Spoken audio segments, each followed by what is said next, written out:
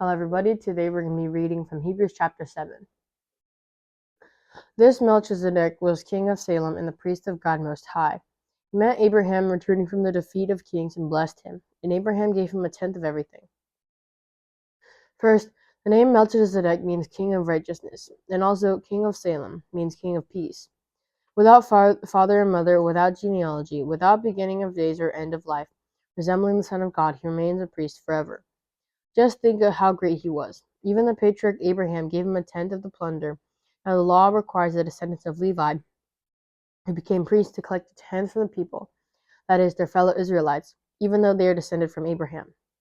This man, however, did not trace his descent from Levi, yet he collected a tenth from Abraham and blessed him who had the promises. Without doubt, the lesser is blessed by the greater. In the one case, the tenth is collected by people who die, but in the other case, by him who is declared to be living. One might even say that Levi, who collects the tenth, paid the tenth through Abraham, because when Melchizedek met Abraham, Levi was still in the body of his ancestor. If perfection could have been attained through the Levitical priesthood, and by indeed the law given to the people established that priesthood, why was there still need for another priest to come, one in the order of Melchizedek, not in the order of Aaron? For when the priesthood is changed, the law must be changed also.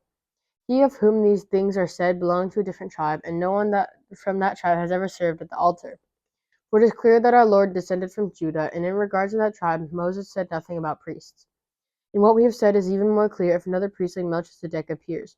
One who has become a priest not on the basis of a regulation as to his ancestry, but on the basis of the power of an indestructible life. For it is declared, "You are a priest forever, in the order of Melchizedek."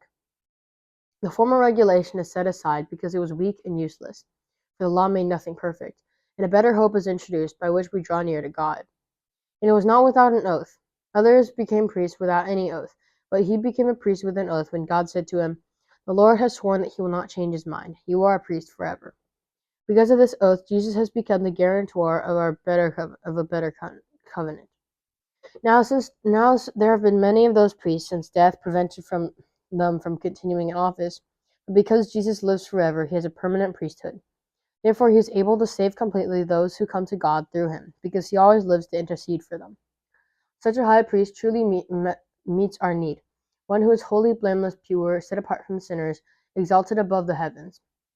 Unlike the other high priests, he does not need to offer sacrifices day after day, first for his own sins and then for the sins of the people.